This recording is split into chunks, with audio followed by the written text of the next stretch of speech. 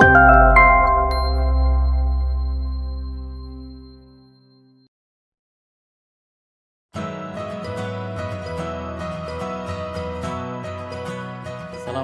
warahmatullahi wabarakatuh. Hari ini kita akan melaksanakan praktikum, yaitu tentang pengaruh obat pada sistem kardiovaskuler. Jadi pada kehidupan sehari-hari kita sering menggunakan obat-obat yang bekerja pada sistem kardiovaskuler, ya. Misalnya pada hipertensi. Nah, hipertensi itu penyakit yang prevalensinya cukup tinggi, ya. Hampir 20% penduduk di Indonesia itu mengidap penyakit hipertensi.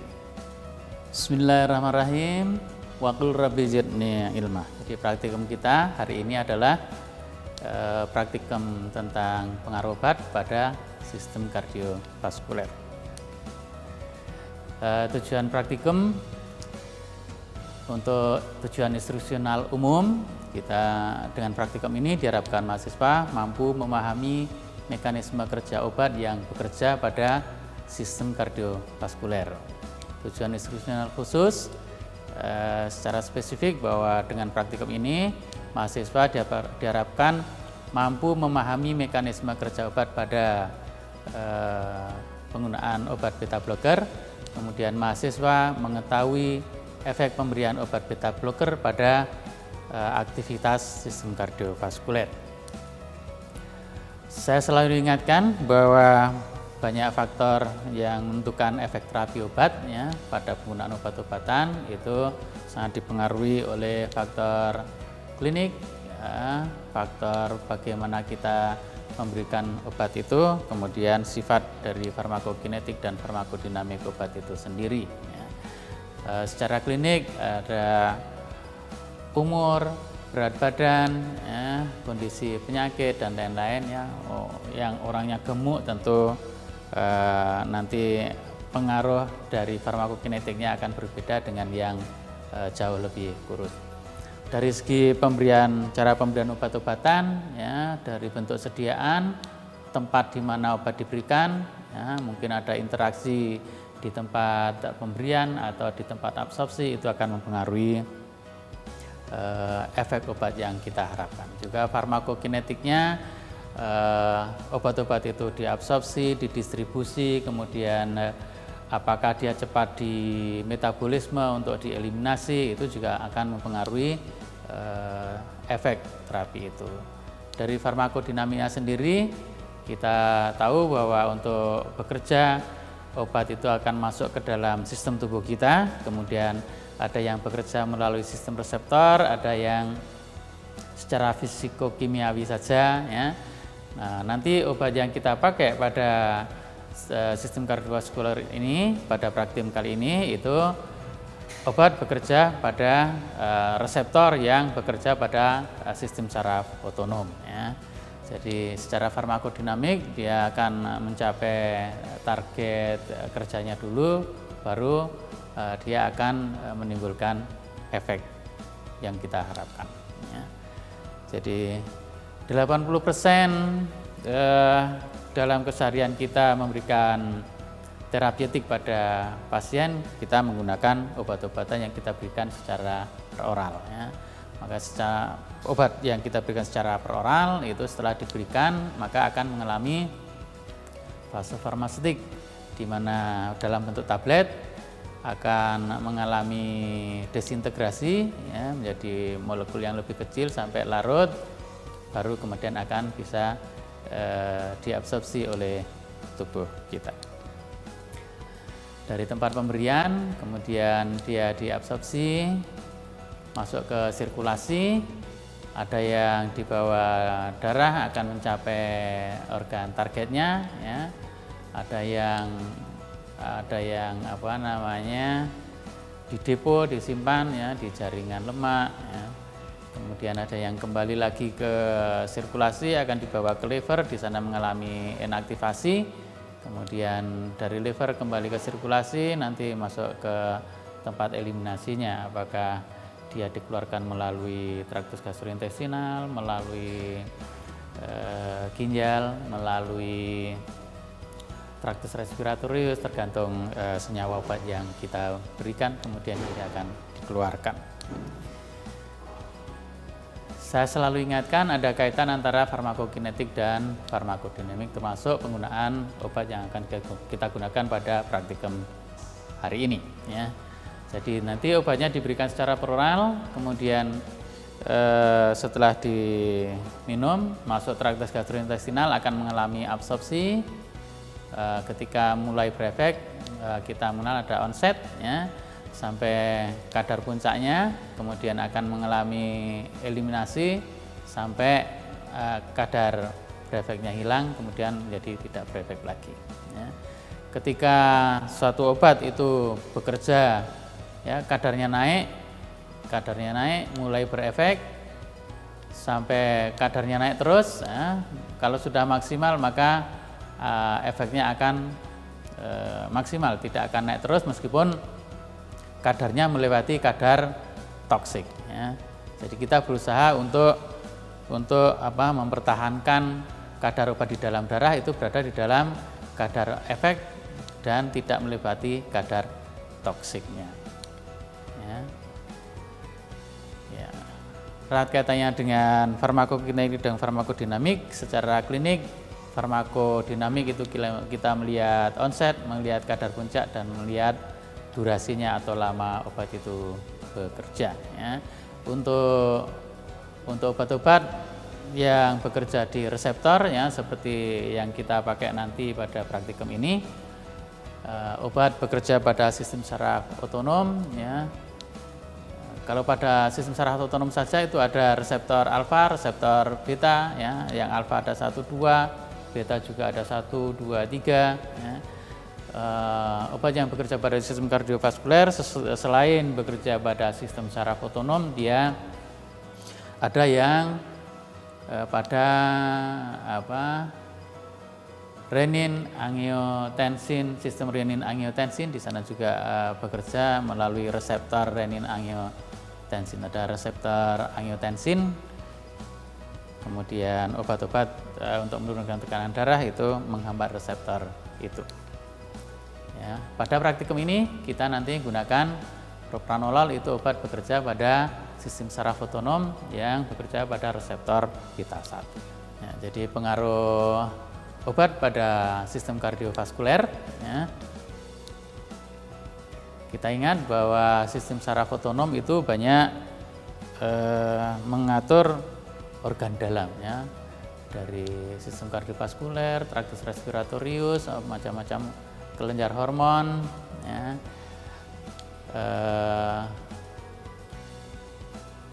traktus digestivus, ya, traktus urogenital, ya, ini banyak diatur sistem kerjanya oleh sistem saraf otonom. Ya, jadi meskipun kita memberikan obat itu bekerja pada jantung, bisa saja dia bekerja pada target organ yang lain. Misalnya nanti yang kita pakai adalah propranolol. Propranolol itu menghambat reseptor beta secara tidak selektif. Jadi selain pada jantung, nanti bisa pada otot bronkus itu bisa ikut terkena dampaknya. Ya. Jadi kalau pada jantung efeknya nanti bisa menurunkan denyut jantung. Kalau parasimpatis, ya. Kalau yang kita pakai itu obatnya propranolol, dia menghambat yang sistem simpatis. Ya. Jadi pada sistem saraf simpatis itu fisiologisnya akan menaikkan kontraksi otot jantung, akan menaikkan tekanan darah, ya, karena ada kontraksi di otot polos di pembuluh darah maupun otot polos miokard. Ya. Jadi kalau ada pacuan simpatis, maka miokardnya, otot polos miokardnya aktivitasnya lebih kuat, di otot polos pembuluh darah juga akan mengalami kontraksi, menjadi vasokonstriksi. Jadi kerjanya sistem saraf otonom, ini ada sistem parasimpatis, kemudian yang ini yang sistem saraf simpatis. Nah, yang erat kaitannya dengan praktikum kita nanti adalah yang kerjanya sistem saraf simpatis. Ya. Pada akhiran saraf simpatis itu akan dikeluarkan neurotransmitter, ya, katekolamin.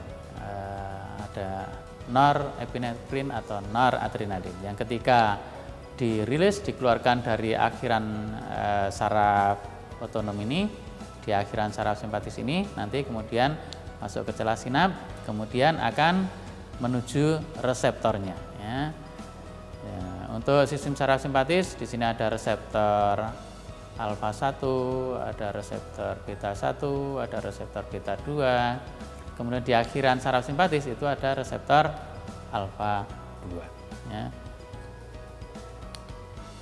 Nah, bekerjanya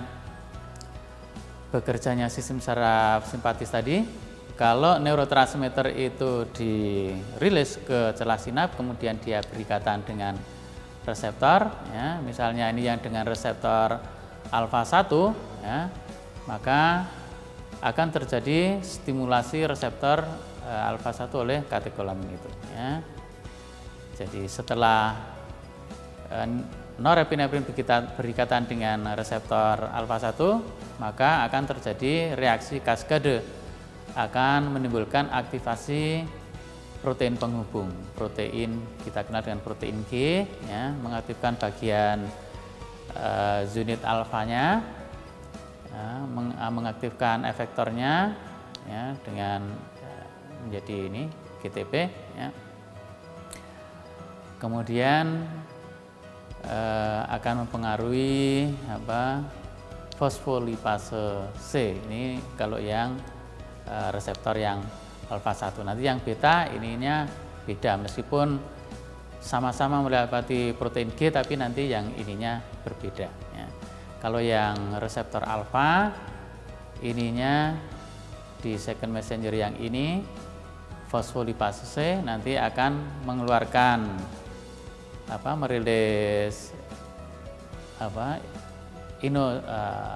inositol 1,45 trifosfat, ya, yang dibentuk dari fosfatidil inositol 4,5 bifosfat, ya, juga akan dikeluarkan diasil gliserol, ya.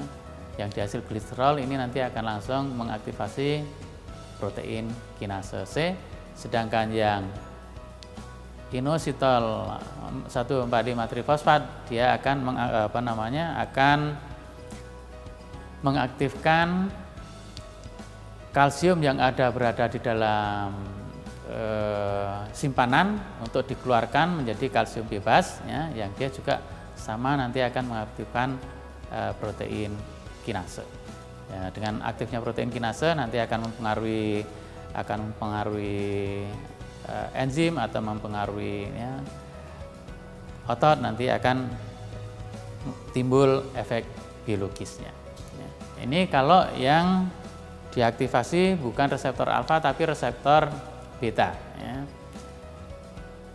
Sama protein G yang menjadi reaksi kaskadenya, tapi kalau tadi yang reseptor alfa itu fosfolipase, yang reseptor beta yang diaktifasi adalah adenilat siklase, ya. Jadi reseptor beta teraktivasi dengan agonis tadi norepinefrin, kemudian ini adenilat siklase akan mengaktifkan ATP menjadi CAMP, ya. CAMP ini nanti akan mempengaruhi protein kinase juga, sehingga nanti mempengaruhi enzim untuk menimbulkan efek biologik. Bedanya yang alfa 1, alfa 2, kalau alfa 2 itu ininya menghambat adenilat siklase. Ya, kalau reseptor beta satunya menstimulasi, yang alfa 2 menghambat. Nah, pada kondisi fisiologis norepinefrin atau adrenalin itu bekerja secara non-selektif agonis ya, pada semua reseptor-reseptor adrenergic tadi ya, reseptor alfa, alfa 1, alfa 2, reseptor beta, beta 1, beta 2, beta 3. Pada reseptor alfa 1 stimulasi pada PLC ya, pada membran fosfolipid akan tadi merilis inositol trifosfat, mengeluarkan diasil gliserol, membebaskan ion kalsium, mengaktifasi kalmodulin, akan timbul efek kontraksi otot. Sedangkan yang di alfa 2 yang di akhiran sistem saraf simpatis tadi, yang terjadi adalah penurunan CAMP sehingga akan menghambat rilis norepinefrin dari akhiran saraf untuk dikeluarkan lebih banyak ya. Sedangkan pada reseptor beta 1, beta 2, beta 3 ini meningkatkan CAMP, tapi efeknya ada di tempat yang berbeda. Beta 1 pada otot jantung akan terjadi kontraksi miokard, sedangkan beta 2 ini yang pada otot polos bronkus ya, stimulasi beta 2 di otot bronkus akan terjadi relaksasi otot bronkus. Sedangkan pada beta 3 pada sel lemak akan terjadi lipolisis. Obat yang kita pakai nanti kan propranolol. Propranolol itu mekanisme kerjanya dia antagonis reseptor beta. Dia bekerja menghambat reseptor beta secara non selektif ya. Dia secara kompetitif akan berebutan, dia menempati reseptor alfa reseptor beta tadi ya, pada beta 1, pada beta 2 ya, akan terjadi penghambatan ya, sehingga akan menurunkan aktivitas jantung ya, heart rate-nya akan turun ya, kontraktilitasnya juga turun, kebutuhan oksigen otot jantung karena dia kerjanya semakin lembat juga akan berkurang, tekanan darahnya juga akan turun. Selain pada tekanan darah, efek yang biasa kita gunakan penggunaan propranolol ini adalah untuk gangguan irama jantung. Misalnya datang dengan keluhan, dok berdebar-debar ya, kita lihat mungkin apakah sinus rhythm, apakah dia ritmenya ya, aritmia yang lain, misalnya ada VES ya, maka kalau sinus rhythm, aritmia sinus takikardi misalnya, kita kasih propranolol, dia nanti akan menurunkan heart rate-nya, akan menurunkan beat-nya supaya tadi berdebar-debarnya menjadi berkurang. Untuk farmakokinetik propranolol ya, absorpsinya sedang saja, bioavailability-nya kira-kira 30-70%. Kemudian efeknya pada orang hipertensi onsetnya dicapai pada 2-3 minggu ya. Hambatan pada reseptor beta itu terjadi kalau kita berikan secara injeksi intravena, obat akan mencapai target sekitar 2-10 menit, atau kalau kita berikan secara peroral kira-kira 1-2 jam. Jadi nanti kalau praktikum karena peroral mungkin bervariasi, probandus bisa efeknya dicapai dalam 1 jam, tapi mungkin probandus yang lain 2 jam baru berefek, sehingga kalau kita lihat efek terhadap kerja sistem kardiovaskular satu orang dengan yang lain bisa berbeda. Lama bekerjanya 6-12 jam untuk obat yang intermediate release. Yang extended release bisa lebih panjang, 24-27 jam.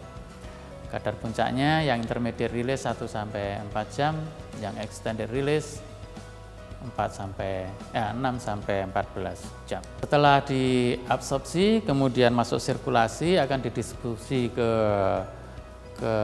seluruh tubuh ya, dengan ada ikatan protein sekitar 68% 70% pada bayi baru lahir. Kalau pada orang tua pada dewasa bisa mencapai 90%, sehingga kalau kita berikan dengan obat-obat yang sama-sama berikatan dengan protein, berikatan dengan albumin akan saling menggeser.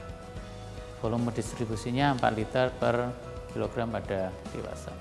Setelah didistribusi ke seluruh tubuh, kemudian obat akan mengalami metabolisme. Jadi yang kembali ke aliran darah masuk ke liver akan mengalami metabolisme ya, di liver oleh enzim sitokrom P450, terutama CYP2D6 dan CYP1A2. Metabolitnya adalah dalam bentuk 4-hidroksipropranolol yang ini masih aktif. Jadi meskipun propranolol itu mengalami biotransformasi di liver menjadi 4-hidroksipropranolol, 4-hidroksipropranolol itu masih bisa berikatan dengan reseptor beta ya, sehingga masih bisa bekerja. Penonaktifannya tergantung berapa lama tadi eliminasi dikeluarkan. Nah, eliminasinya half-life-nya pada anak ya bisa sekitar 4 sampai 6,5 jam. Pada orang tua, pada dewasa hampir sama. Untuk yang intermediate release, untuk yang extended release lebih panjang 8 sampai 10 jam. Sebagian besar tadi propranolol yang dimetabolisme menjadi hidroksipropranolol akan dikeluarkan melalui urin. Jadi setelah mengalami metabolisme, obat itu menjadi lebih larut ke dalam air sehingga lebih mudah dikeluarkan melalui urin. Nah, ini ringkasan tadi mekanisme kerja propranolol dari dia berikatan dengan reseptor protein G ya, mengeluarkan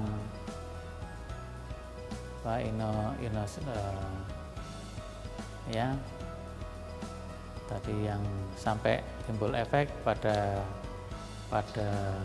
otot polos atau pada otot jantung sehingga mempengaruhi tekanan darah. Nah, yang kita kerjakan untuk praktikum ini, jadi kita akan mengambil teman kita untuk menjadi probandus yang akan kita berikan obat. Obatnya nanti ada 2 macam. Yang satu itu obat betulan yang bekerja pada sistem kardiovaskuler, obat propranolol. Kemudian yang lain itu mendapatkan placebo, obat yang tidak punya efek biologik. Nah, syarat yang kita ambil untuk teman kita bisa kita jadikan probandus ya, kalau ada ini yang sehat dengan tensi 120 sampai 140 sistolik, diastoliknya 75 sampai 85, tidak merokok, tidak minum alkohol, tidak ada penyakit jantung, tidak ada penyakit ginjal, tidak ada penyakit liver, tidak menderita asma, karena obat yang kita gunakan propranolol itu tadi kita tahu itu non-selektif inhibitor. Dia akan menghambat di reseptor beta 1 di jantung dan yang di reseptor beta 2 di otot polos bronkus, sehingga kalau kita berikan mungkin detak jantungnya, tekanan darahnya turun, akan tetapi yang pada orang asma karena otot bronkusnya dia ikut kontraksi, maka mungkin asmanya bisa kambuh. Jadi probandusnya jangan yang menderita asma. Oke, jadi setelah kita dapatkan kondisi yang ideal ini, kemudian kita ukur nadi awalnya berapa, tensinya berapa tadi sudah ya. Kemudian setelah kita catat nadi awalnya berapa, kita minta minum obat, kemudian diukur setiap 30 menit ya. Setelah minum obat ini setiap 30 menit kita ukur nadinya, jadi detak jantungnya di radial sebelum dan setelah melakukan exercise, jadi menggunakan bangku Harvard ini ya. Jadi naik turun bangku, kemudian kita cek nadinya berapa. Jadi sebelum naik turun itu dicek nadinya berapa, setelah naik turun langsung, jangan ditunggu istirahat, langsung diukur detak nadinya berapa.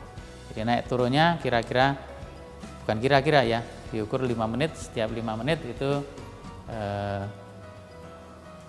setiap 30 menit melakukan aktivitas ini, naik turun tangga, kemudian diukur nadinya.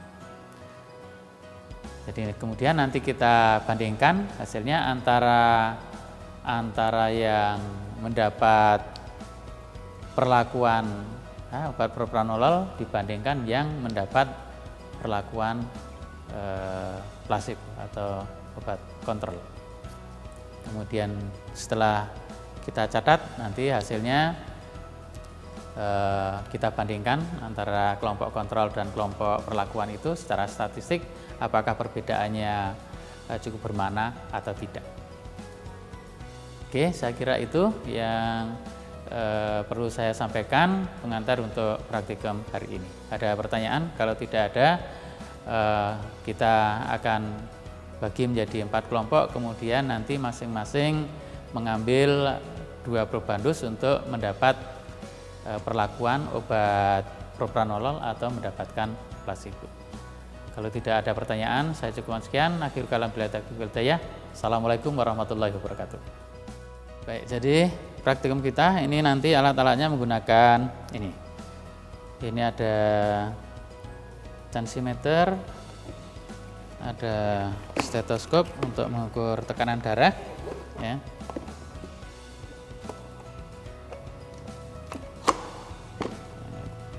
Tensimeter untuk mengukur tekanan darah sama stetoskop. Kemudian ini metronom nanti untuk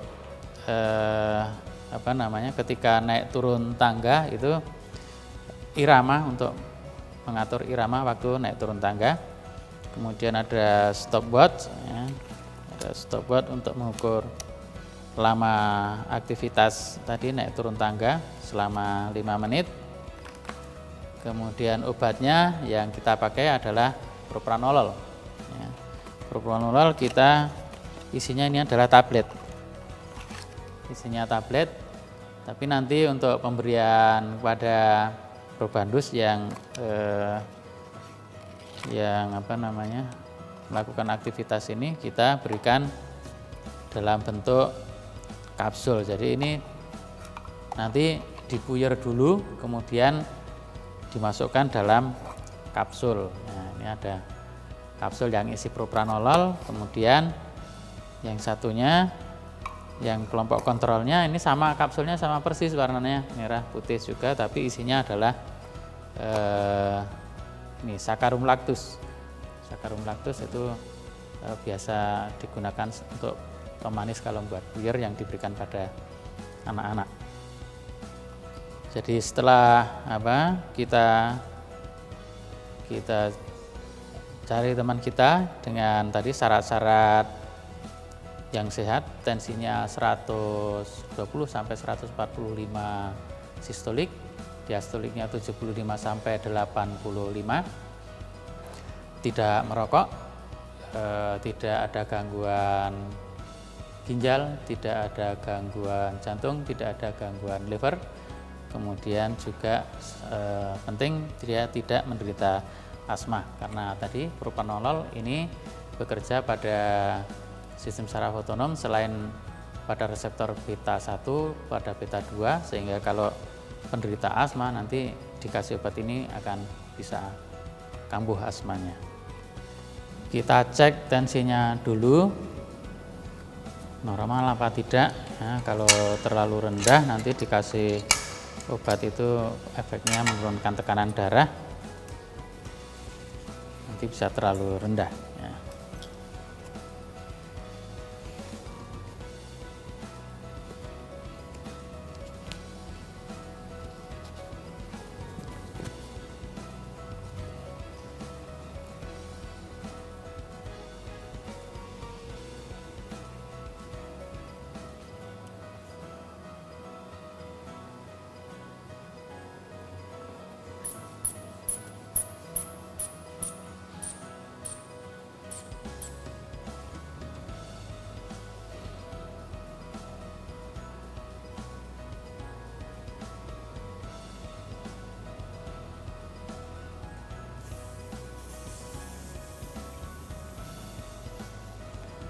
Sudah kita tensinya Mas Eko ini tidak terlalu tinggi nih, di bawah 120 sih anunya, hanya 115an mungkin. Tapi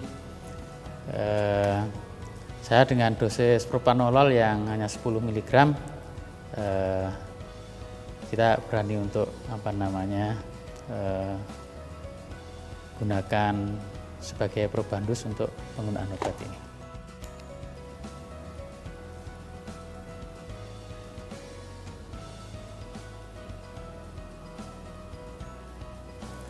Nadi awalnya Mas Eko ini adalah 68. Jadi nanti setelah exercise nanti kita ukur berapa nanti untuk melihat efek obatnya. 3.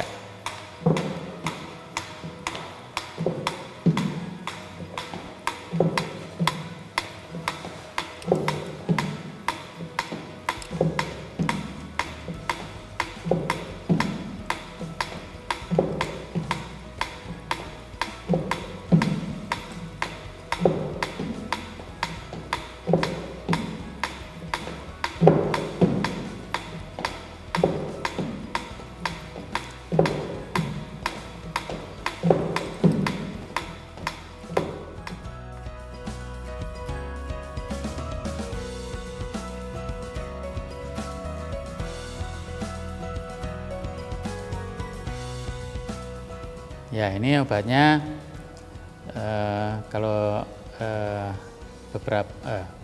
ada 2 kelompok, nanti ada kelompok placebo dan propranolol ya. Jadi ini kita berikan ya, minum obatnya.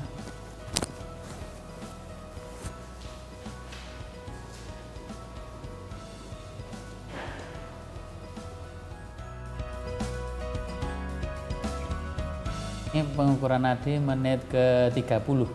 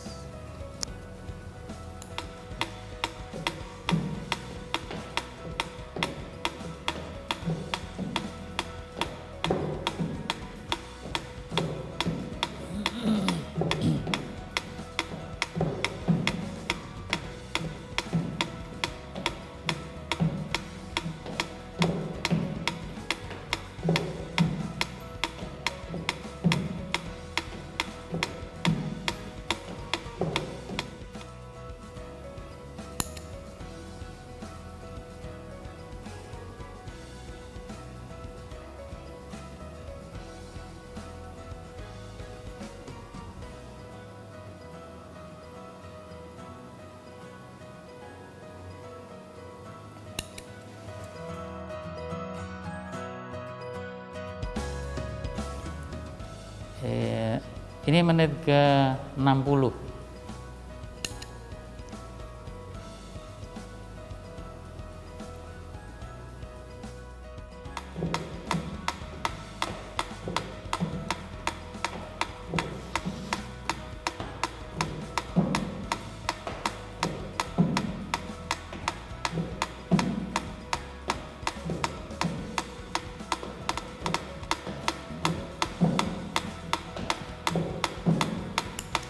Cukup.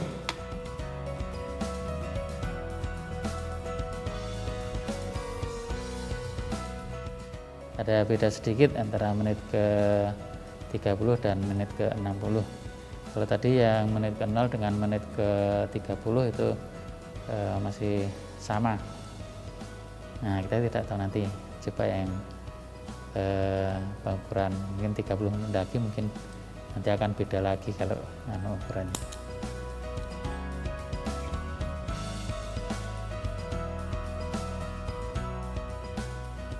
Ya, ini dari menit ke 0, menit ke 30, menit ke 60, menit ke 90, ada di perbedaan ya.